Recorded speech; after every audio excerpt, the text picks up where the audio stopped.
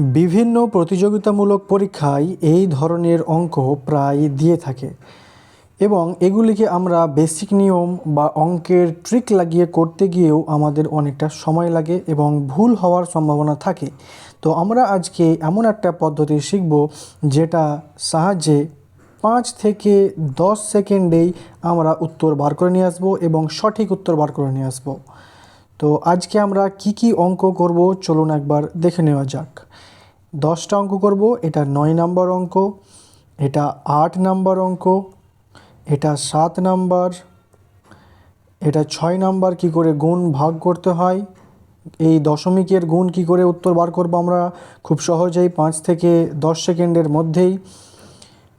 এই গুণগুলো কি করে করব সেগুলো আমরা আজকে শিখতে চলেছি। এত বড় বিয়োগ আমরা 2 থেকে 5 সেকেন্ডে কি করে বার করব সেটাও শিখব। এত বড় যোগ 2 থেকে 5 সেকেন্ডে কি করে করব সেটা আজকে শিখব। তো চলুন শুরু করা যাক আজকের ডিজিট সাম।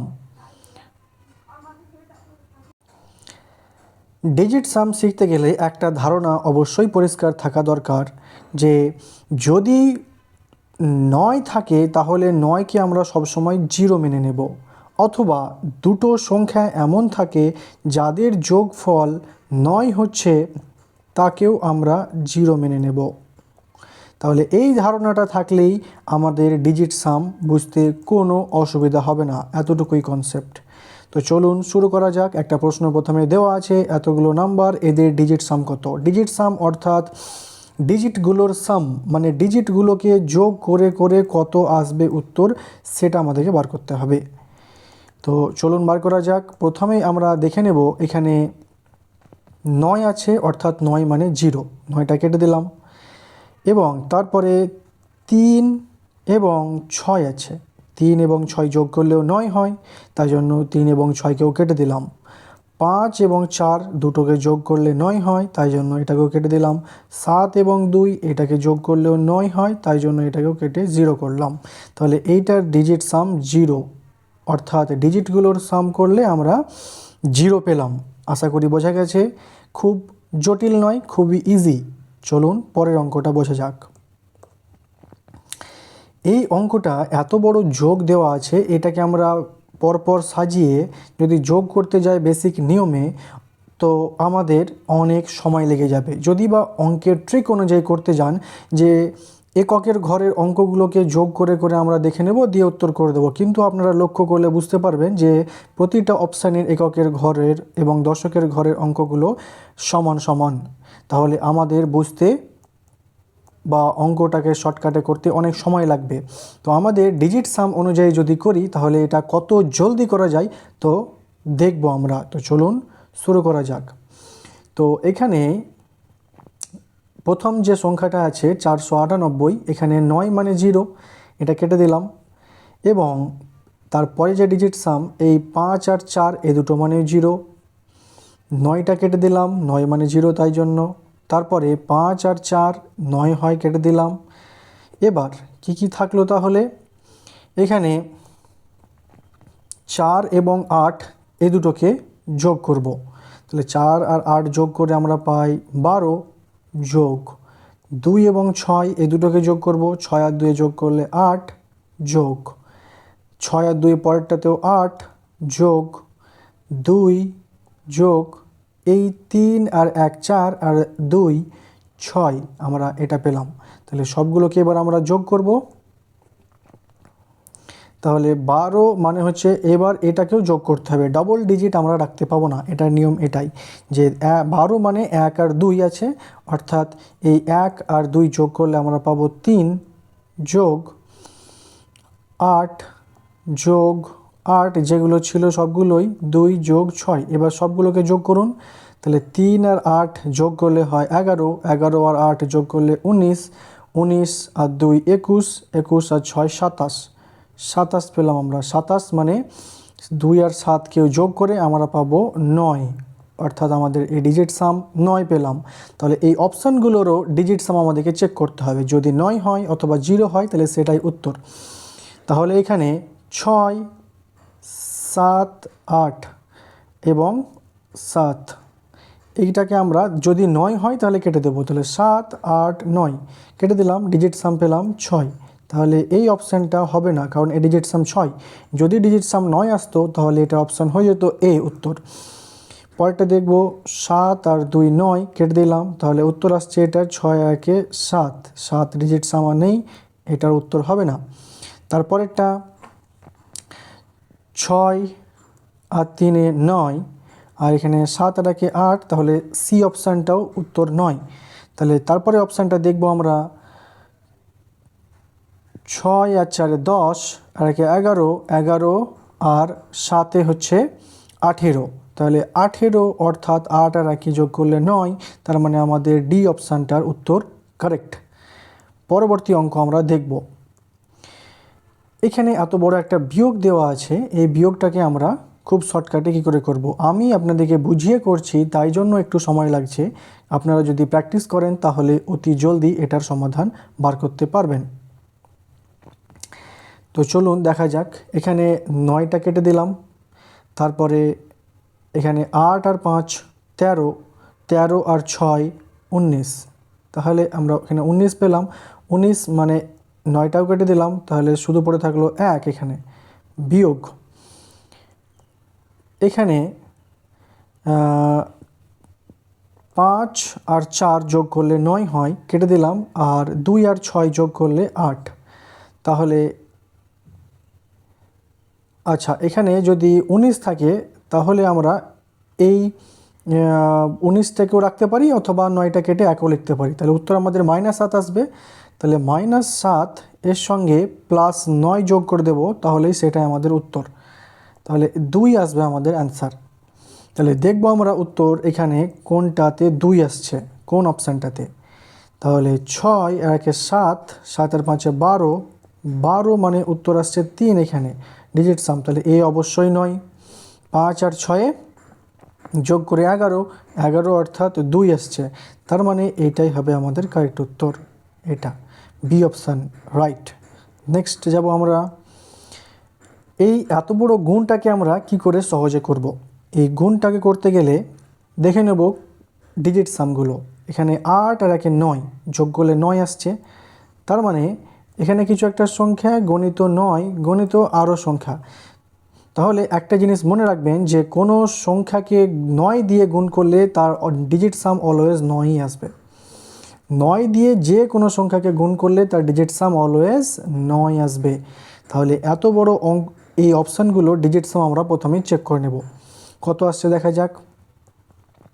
9টা কাটা গেল, এখানে 9 কাটা গেল, তারপর 6 আর 3 যোগ করলেও 9 হয়, আর কাটাকাটি যাচ্ছে না, তাহলে আমরা যোগ করব এবার। 8 আর 7 15, 15 আর 5 20, 20 আর 8 28, 28 আর 8 36, 36 মানে 3 আর 6 যোগ করলে আমাদের ডিজিট সাম 9 আসছে। তাহলে এখানেও আমরা ডিজিট সাম 9 পেয়েছিলাম, তাহলে আমরা উত্তর অবশ্যই এ, অ্যান্সার কারেক্ট। বাকিগুলো আমরা আর চেক করব না। নেক্সট, এই দশমিকের গুণটা আমরা কি করে ডিজিট সামে করব। একই নিয়ম, আমরা দেখে নেব। 7 আর 2 যোগ করলে আমাদের 9 আসছে, এখানে 9টা কেটে দিলাম, তাহলে আমরা কি পেলাম। 3 গণিত 7 আর 1 যোগ করলে 8, দশমিক থাকুক কোনো অসুবিধা নেই, আমরা জাস্ট ডিজিটগুলোকে যোগ করব। গণিত এখানে 8 আর 6 14, আর 4 18, 18 মানে 8 আর 1 যোগ করলে আমরা পাই 9। তাহলে কোনো সংখ্যাকে 9 দিয়ে গুণ করা মানেই হলো তার ডিজিট সাম অলওয়েজ 9 আসবে। তাহলে এখানকার কোনটা ডিজিট সাম 9 আসছে সেটা আমরা চেক করব। 6 আর 3 যোগ করলে 9, এখানকার 9টা কেটে গেল। 7 আর 1 যোগ করলে 8, আর এখানে 8 আর 16, 16 আর 4 যোগ করলে 20, মানে ডিজিট সাম 2 আসছে। 20 মানে ডিজিট সাম 2, তাহলে এ অপশান হবে না, অপশান বি দেখা যাক। 6 আর 3 যোগ করলে 9, এখানে 9 কেটে গেল। 7 আর 8 15, 15 আর 8 23, 23 আর 4 27, 27 মানে 2 আর 7 যোগ করলে আমরা 9 পাই, তাহলে option B is the correct answer. আমাদের কারেক্ট অ্যান্সার পেলাম অপশান বি, কারণ এটার ডিজিট সাম 9 এবং এই টোটালটারও ডিজিট সাম 9 পেয়েছিলাম, তাই জন্য option B is the correct answer. Next অঙ্ক, ভাগ কী করে করব? যদি হরে 3 থাকে, যদি হরে 3 থাকে কোনো ভগ্নাংশের, তাহলে অথবা 6 থাকে অথবা 9 থাকে অথবা 3-এর গুণিতক যে কোনো থাকে, যেমন 6, 9, 12, 15 যদি থাকে, তাহলে আমরা ভগ্নাংশটিকে প্রথমে কাটাকাটি করে নেব। আর যদি কাটাকাটি না যায় তাহলে আমরা বেসিক নিয়মে অঙ্কটা করতে হবে, তখন আর ডিজিট সামে হবে না। পরিষ্কার কথা। কখন হবে না? যদি কাটাকাটি না যায়, 3-এর গুণিতক থাকে হরে এবং কাটাকাটি না যায়, তখন সেটা আর ডিজিট সাম প্রসেসে হবে না। আমরা এবার এই অঙ্কগুলোকে দেখে নেব। এখানে 3 আছে এবং উপরে 12 আছে, কাটাকাটি যাচ্ছে, 3 4 12, তাহলে এর ডিজিট সাম হবে 4। এখানে 13 আছে, নিচে 2, তাহলে নিচে আমাদেরকে 1-এর ডিজিট সাম 1 বানাতে হবে। কি করে বানাবো? নিচে 5 দিয়ে গুণ করব, উপরেও 5 দিয়ে গুণ করব। তাহলে আমরা পাবো 5 13 65, আর নিচে পাবো 5 2 10, মানে 0 আর 1 যোগ করে তো আমরা 1ই পাই। তাহলে নিচে 1 এলো, আর নিচে 1 এবং উপরে 5 আর 6 যোগ করলে হয় 11, 11 আর দুটোকে যোগ করলে হয় 2, তাহলে 2/1 = 2 অ্যান্সার। আশা করি বোঝা গেছে। নেক্সট, যদি এরকম থাকে তাহলে উপরে 1 ছিল, নিচে 4। আমি আগেই বললাম যে নিচে আমাদেরকে ডিজিট সাম 1 বানাতে হবে, অর্থাৎ এটাকে 7 দিয়ে যদি গুণ করি, উপরেও 7 দিয়ে গুণ করতে হবে।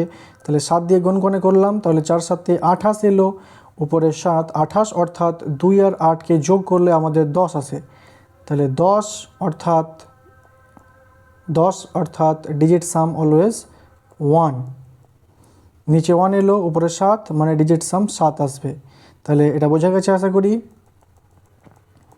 তাহলে ডিজিট সাম আমাদের 7। এবং 5 যদি থাকে তাহলে আমরা কি করব? 5 থাকলে ডিজিট সাম আমরা 2 দিয়ে গুণ করব, তাহলে নিচে 10 আসবে, উপরে 2, 10 মানে হচ্ছে নিচে 1, অর্থাৎ ডিজিট সাম 2। নিচে যদি 8 থাকে তাহলে আমরা কি করব? এই 8-এর সঙ্গে আমরা 8কে গুণ করব, উপরেও 8 দিয়ে গুণ করতে হবে। তাহলে এটা 8ই থাকলো, 8 8 64, তাহলে 64 মানে হচ্ছে 6 আর 4 যোগ করলে 10, উপরে থাকলো 8, তাহলে এটা 8/1 মানে হলো 8। আমরা এবার নেক্সট অঙ্কগুলো দেখব। এই অঙ্কটিকে কি করে চটজলদি শেষ করা যায় চলুন দেখা যাক। এখানে কি পাচ্ছি আমরা দেখে নেব। নিচে 2 ছিল, উপরে আছে 4, 2 4 2 6, সবগুলো ডিজিট সাম করলে পরে আমরা পাবো 14, প্লাস এখানে কাটাকাটি যাচ্ছে, কাটাকাটি দিয়ে দেবো, যেহেতু 3-এর গুণিতক বা 3 থাকলে আমরা কাটাকাটি দিয়ে দিব।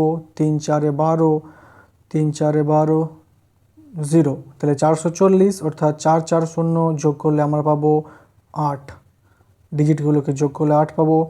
এখানে নিচে 5 আছে, 5ই লিখব, উপরে পাচ্ছি আমরা 3 5 15 আর 2 17, 17 মানে 9, আমরা এখানে 9 লিখব।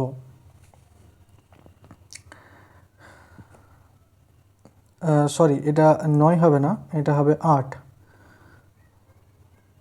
তারপরে এখানে আমরা নিচে যদি 2 থাকে তাহলে কাটাকাটি করব না, আমরা এখানে 2টাকে 5 দিয়ে গুণ করব, নিচে আমাদেরকে ডিজিট সাম 1 নিয়ে আসতে হবে, তাহলে উপরেও 5 দিয়ে গুণ করতে হবে, যোগ এখানে 8 ছিল, 8ই লিখব। এখানেও সেম প্রসেস, নিচে ডিজিট সাম 1 আনতে গেলে 2 দিয়ে গুণ করতে হবে, উপরটাকেও 2 দিয়ে গুণ করতে হবে, তাহলে আমরা পাবো উপরে 5 14 70, আর নিচে পাবো 5 2 10, অর্থাৎ 1 পাবো, ওটা লিখলাম না, প্লাস এখানে 8 2 16 পাবো উপরে, নিচে পাবো 10, তো 10 মানে তো ডিজিট সাম 1 নিচে লেখা দরকার নেই, আর 16 উপরে মানে 6 আর 1 যোগ করলে 7, তাহলে আমরা ডাইরেক্ট 7 লিখছি এখানে। তাহলে সবগুলোকে যদি যোগ করি আমরা 7 আর 7 14, 14 আর 8 যোগ করলে আমরা 22 পাবো, অর্থাৎ ডিজিট সাম 4 পেলাম এখানে। তাহলে এখানে 4 যোগ করব আমরা, দেখা যাক কোন অপশানটাতে উত্তর 4 পাচ্ছি। তাহলে 7 আর 2 9, এখানে বাদ চলে গেল, আমাদের ডিজিট সাম এখানটাতে প্রথমে দেখতে পাচ্ছি 4, তাহলে option B is the correct answer. বাকিগুলো চেক করার দরকার নাই, যেহেতু আমরা ডিজিট সাম 4 পেলাম এবং এই পুরো অঙ্কটারও ডিজিট সাম 4 পেলাম, তাই জন্য option B is the correct answer. Next অঙ্ক, এই অঙ্কটা নর্মাল পদ্ধতিতে করতে গেলে একটু সময় সাপেক্ষ এবং ক্যালকুলেটিভ। তাহলে আমরা এটাকে কী করে সোজাভাবে করতে পারি চলুন দেখা যাক। 3 আর 1 যোগ করলে আমরা পাই 4, গণিত এখানে 6 আর 2 আর 0 যোগ করলে আমরা পাবো 8, এটার সঙ্গে x গুণ হয়ে আছে ইজ ইকুয়াল টু, এখানকার মধ্যে 9 কেটে দিলাম, আর 8 আর 1 যোগ করলেও 9 অর্থাৎ 0, তাহলে 6 আর 2 যোগ করলে পাবো 8, তাহলে এখানে আমরা পাবো 4 8 32 গণিত x ইজ ইকুয়াল টু 8। আমরা অপশান পাবো এখানে 32, অর্থাৎ দুটো ডিজিট রাখতে পাবো না আমরা, 2 আর 3 যোগ করলে আমরা পাবো 5 গুণ x ইজ ইকুয়াল টু 8। আমরা পাবো এখানে x ইজ ইকুয়াল টু 8/5, মানে 5কে নিচে 2 দিয়ে গুণ করব আমরা, যেহেতু নিচে আমাদেরকে ডিজিট সাম 1 আনতে হয়, তাই জন্য উপরেও 2 দিয়ে গুণ করব, তাহলে উপরে পাবো আমরা 16 ডিজিট সাম 7। তাহলে কোন অপশানটা ডিজিট সাম 7? আমরা দেখতেই পাচ্ছি এই অপশানটা ডিজিট সাম 7, তাহলে C option is the correct. Next অঙ্ক যাচ্ছি। এই অঙ্কটা আমরা কি করে সলভ করব?